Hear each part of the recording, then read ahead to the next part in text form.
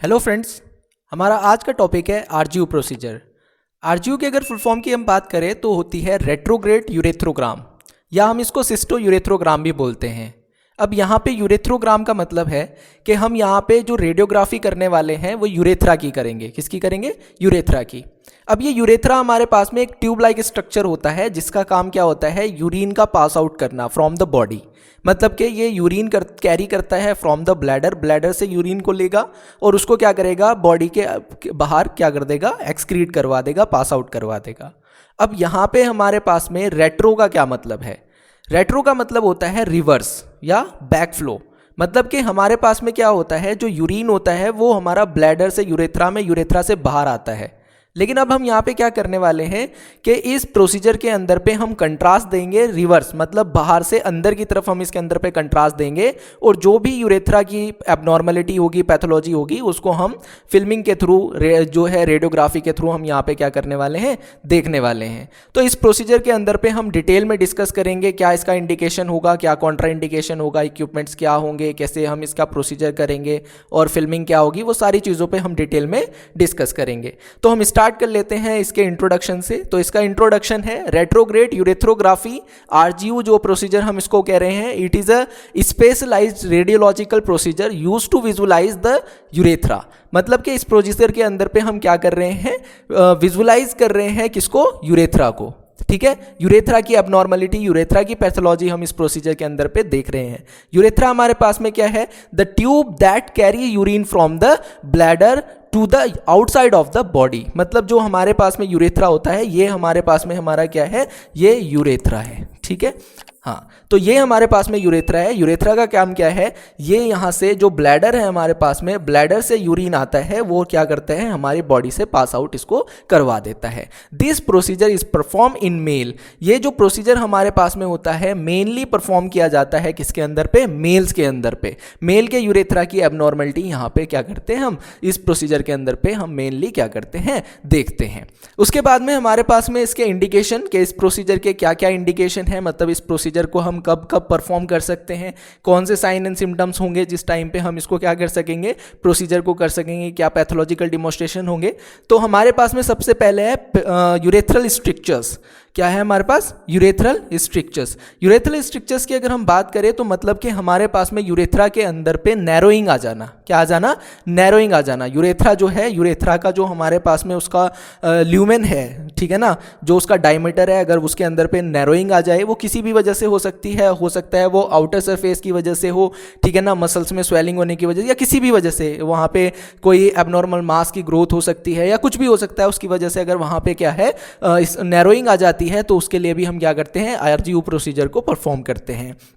उसके बाद में आता है यूरेथ्रल ऑब्स्ट्रक्शन। तो अगर हमारे यूरेथ्रा के अंदर पे ब्लॉकेज हो गया, ऑब्स्ट्रक्शन हो गया, तब भी हम क्या कर सकते हैं? आरजीयू प्रोसीजर को परफॉर्म कर सकते हैं। और जो ऑब्स्ट्रक्शन होता है, ऑब्स्ट्रक्शन कई सारे रीजन से हो सकता है, मास से हो सकता है, लीजन से हो सकता है, या फिर कोई स्टोन आके यहाँ पे फंस गया, ठीक है ना। तो ये हमारे पास में क्या है? अगर कोई ऑब्स्ट्रक्शन यहाँ पे होता है तब भी हम क्या कर सकते हैं? आरजीयू प्रोसीजर परफॉर्म कर सकते हैं। उसके बाद में आता है सस्पेक्टेड यूरेथ्रल फिस्टुला। अगर किसी की ओपनिंग हो गई है, अननेसेसरी ओपनिंग हो गई है, और हमारे पास में क्या हो गया? मतलब यूरेथ्रा से बाहर की तरफ यहाँ पे कोई ओपनिंग खुल गई है। मान लीजिए ये हमारे पास में यहाँ पे कोई एक आके यहाँ पे ओपनिंग हो गई है। अब इधर से कोई चीज़ डालो, वो यूरेथ्रा में चली जाएगी, या यूरेथ्रा में कोई चीज़ है वो बाहर आ जाएगी। जो हमारा ओरिफिक है, मेन ओरिफिक है, वहाँ से ना होके कहीं और से अननेसेसरी ओपनिंग कहीं पे बन जाती है, उसको फिस्टुला बोला जाता है। क्या बोला जाता है? फिस्टुला बोला जाता है। तो अगर हमारे पास में कोई सस्पेक्टेड यूरेथ्रल फिस्टुला है, तब भी हम क्या कर सकते हैं? आरजीयू प्रोसीजर परफॉर्म कर सकते हैं। उसके बाद में है पेल्विक ट्रॉमा। अगर किसी को पेल्विक ट्रॉमा होता है तब भी आरजीयू परफॉर्म कर सकते हैं। अब यहाँ पे क्या सभी पेल्विक ट्रॉमा के अंदर पे हम आरजीयू परफॉर्म करेंगे? नहीं। अगर किसी को पेल्विक ट्रॉमा हुआ है, मतलब पेल्विक एरिया के अंदर पे किसी को इंजरी हुई है और उसका रिलेशन यूरेथ्रा से है, मतलब उसके साथ साथ में यूरेथ्रा में भी कोई एबनॉर्मलिटी आ गई है या कोई इंजरी हो गई है, तब हम क्या कर सकते हैं? हम आरजीयू प्रोसीजर परफॉर्म कर सकते हैं। उसके बाद में आता है कंजेनाइटल एबनॉर्मेलिटीज, मतलब कि किसी को जो है यूरेथ्रा की एबनॉर्मेलिटी बाय बर्थ है। हो सकता है कि यूरेथ्रा में जो है एबनॉर्मल ओपनिंग हो, जो ओपनिंग रेगुलरली होती है, जो नॉर्मल ओपनिंग होती है वो ना हो के किसी और एरिया पे ओपनिंग हो सकती है, या फिर कोई 2 यूरेथ्रा हो सकते हैं, या बहुत कोई भी कंडीशन हो सकती है।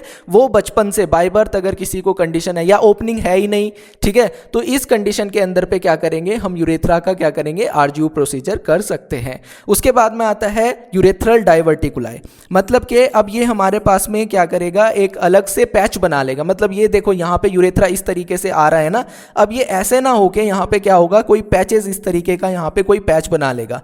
मतलब कि अब हमारे पास में यूरिन पहले इधर जाएगा, आउट पास, मतलब कोई एक अननेसेसरी पास बना लेगा, जो है हमारा जो रूट है उसको क्या हो गया है, डाइवर्ट हो गया, पहले उधर जाएगा फिर उसके बाद। ऐसा नहीं है कि यहाँ से जो है हमारा यूरिन है इधर से पास आउट होना, नहीं, ऐसा नहीं होगा।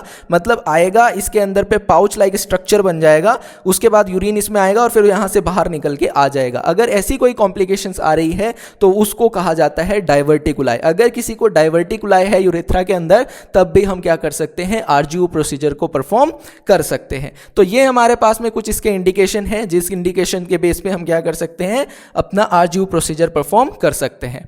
उसके बाद में हम बात करते हैं कॉन्ट्राइंडिकेशन पे। तो कॉन्ट्राइंडिकेशन वो कंडीशन जिस कंडीशन में हम क्या कर सकते हैं, ये प्रोसीजर को परफॉर्म नहीं करेंगे। तो हमारे पास में सबसे पहले सीवियर जो है यूटीआई अगर किसी को हो गया है, यूरिनरी ट्रैक इन्फेक्शन अगर किसी को है और वो सीवियर है, तो उस कंडीशन में हम आरजीयू प्रोसीजर को परफॉर्म नहीं करते हैं। दूसरा, हमारे पास में अगर किसी को आयोडीनेटेड कंट्रास्ट मीडिया से हाइपर सेंसिटिविटी है, एलर्जी है, तो उस कंडीशन में भी क्या करेंगे, हम आरजीयू प्रोसीजर को परफॉर्म नहीं करेंगे। या फिर किसी को सस्पेक्टेड कंप्लीट डिसरप्शन हो गया हो, ठीक है, मतलब कि डिसरप्शन का क्या मतलब है, मतलब अगर किसी को इंजरी हुई, मान लीजिए ये हमारे पास में ये यूरेथ्रा है, ठीक है ना, इस तरीके से ये हमारे पास में एक यूरेथ्रा आ रहा है ना, ये वाला, अगर यहाँ पे किसी को इंजरी हुई और इस इंजरी के अंदर पे, मतलब इस वाले एरिया में या कहीं पे भी इस तरीके की इंजरी हो गई कि वो वहाँ से अगर हम कोई चीज़ डालते हैं और वो किसी दूसरे एरिया के अंदर पे चला जाता है, मतलब वहाँ से बाहर निकल जाता है, पूरा का पूरा जो हमारा कंट्रास्ट है वो वहाँ से लीक हो जाता है, तो इस कंडीशन के अंदर पे भी हम क्या करते हैं, जो है आरजीयू प्रोसीजर को करने से बचते हैं। क्योंकि अगर वो इंटरनल ऑर्गन के अंदर पे कहीं जाएगा तो दिक्कत होने के चांसेस है। अगर हमें लग रहा है कि यूरेथ्रा बिल्कुल ख़राब हो गया है, मतलब यूरेथ्रा के अंदर पे मल्टीपल नंबर ऑफ इंजरीज हो गई है या इसके अंदर पे मल्टीपल नंबर ऑफ लीकेज हो गई है, तब इस प्रोसीजर को करने से हम बचते हैं, ठीक है। उसके बाद में अगर किसी की रिसेंट यूरेथ्रल सर्जरी हुई है, तब भी क्या करते हैं, हम इस प्रोसीजर को करने से बचते हैं, तब भी हम इस प्रोसीजर को परफॉर्म नहीं करते हैं। अभी जैसे किसी की विद इन अ डे, 1 दिन 2 दिन या 3 दिन के अंदर किसी की अगर सर्जरी हुई है, तब भी इस प्रोसीजर को हम परफॉर्म नहीं करते हैं। उसके बाद में अगर किसी का यूरेथ्रल स्पाज्म है, मतलब कि हमारे पास में जो यूरेथ्रा पे यहाँ पे ये ऊपर पे जो मसल्स है, अगर इन मसल्स के अंदर पे स्पाज्म है, ठीक है ना, मतलब कि ये हमारे पास में एकदम से क्या हो जाती है, स्पाज्म आ जाता है इनके अंदर पे, एकदम से टाइट हो जाती है, ठीक है ना। तो अगर ये कंडीशन इसके अंदर पे आ रही है, तब भी हम क्या करते हैं, आरजीयू प्रोसीजर को परफॉर्म नहीं करते हैं, ठीक है। क्योंकि सबको पता है यूरेथ्रा के दोनों साइड पे ऊपर पे हमारे पास में क्या होती है, मसल होती है। अगर उन मसल के अंदर पे ही स्पाज्म आ जाएगा, उनके अंदर पे ही जो है कॉन्ट्रैक्शन हो जाएगा, एकदम से खिंच जाएगी वो मसल, तो हमारे पास में क्या होगी, मतलब जो है कॉन्ट्रैक्शन हो जाएगा अगर उनके अंदर पे, तो क्या है, हम उस टाइम पे उस प्रोसीजर को परफॉर्म नहीं कर पाएंगे, हम उसकी पैथोलॉजी को अच्छे से नहीं पता लगा पाएंगे। उसके बाद में हम आगे पे बात करते हैं कि इसके अंदर पे कौन कौन से इक्विपमेंट्स हैं जो यूज़ में आएंगे। तो सबसे पहले हमारे पास में ऑब्वियसली हम प्रोसीजर कर रहे हैं, रेडियोग्राफी में कर रहे हैं, तो फ्लोरोस्कोपी हमारे पास में होनी चाहिए विद स्पोर्ट फिल्म डिवाइस, ठीक है। उसके बाद में हम यहाँ पे क्या करते हैं, कैनुला का स्लीव्स लेते हैं। अब कैनुला का स्लीव्स क्या है, देखो हमारे पास में कुछ इस तरीके का कैनुला होता है, पता है आप सबको। तो ये जो कैनुला होता है, कैनुला के ऊपर पे आपने देखा होगा, जब हम इसको पहले वेन्स के अंदर पे लगाते हैं, लगाने के बाद जो पीछे का निडल वाला पार्ट होता है उसको हम निकाल देते हैं, अंदर पे हमारा वो प्लास्टिक पॉलिथीन वाला पार्ट जो स्लीव्स होता है वो बच जाता है। अब हम क्या करेंगे, पहले ही उसको निकाल के रख देंगे, बस वो स्लीव वाला पार्ट हम रख लेंगे क्योंकि उसकी ही हमें यहाँ पे क्या है, जरूरत है। उसके बाद में अगर हमें ज़रूरत होगी, हम यहाँ पे क्लैंप करने के लिए क्या करेंगे, फोर्सेप की ज़रूरत हमें पड़ सकती है। अगर हमने किसी पेशेंट को जो है फॉलिस कैथेटर लगाया है तो क्लैंप करने की जरूरत पड़ सकती है, तो फोर्सेप को हमें यहाँ रखने की जरूरत पड़ेगी।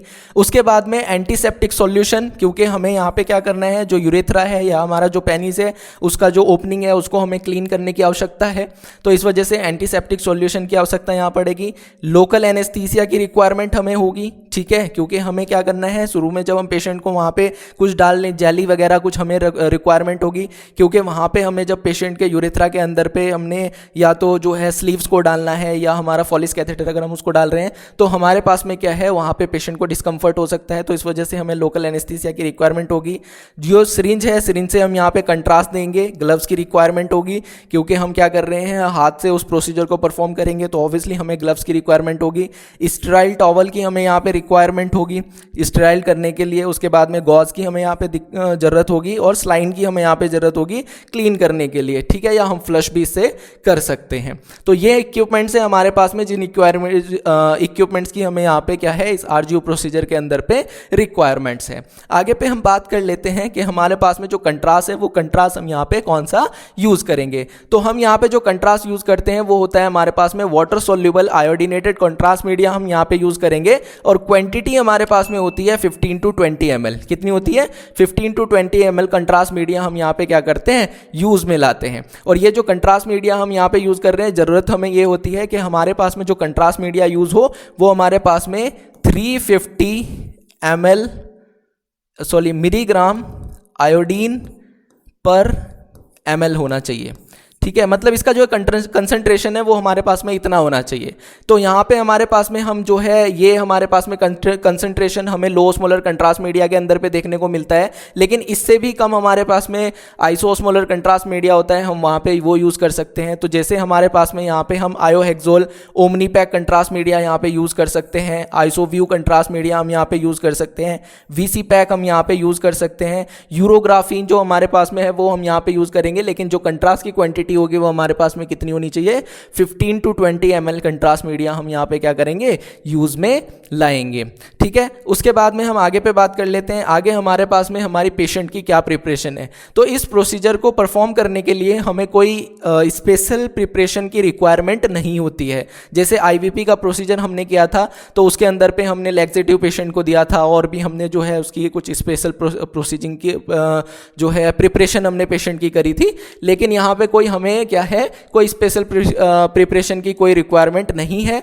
बस हमने क्या करना है, जब पेशेंट हमारे पास में प्रोसीजर करवाने के लिए आएगा, हम पेशेंट को मिक्सचुरेट करने के लिए बोल देंगे, मतलब कि वो अपना जो यूरिन है उसको पास करके आएगा, ब्लैडर जो है उसको एम्प्टी कर देगा, उसके बाद हम इस प्रोसीजर को क्या करेंगे, स्टार्ट करेंगे, ठीक है। और उसके बाद में हम क्या करेंगे, जो हमारे पास में स्काउट फिल्म होती है, प्रिलिमिनरी फिल्म जो हमारे पास में होती है, वो हम सुपाइन एपी में लेंगे, और ये हमारे पास में फुल ब्लैडर फिल्म होनी चाहिए, जिसके अंदर पे मतलब इसके अंदर पे ब्लैडर, हमारा यूरेथ्रा कंप्लीटली हमें दिख जाना चाहिए, मतलब हमें ब्लैडर की पैथोलॉजी, यूरेथ्रा की पैथोलॉजी इसके अंदर पे पता चल जाएगी। हम अपने टेक्निकल फैक्टर, पेशेंट की पोजीशन, ये सारी चीज़ों को जो है स्काउट फिल्म से ही लेते हैं, एग्जामिन प्लेन फिल्म से ही लेते हैं।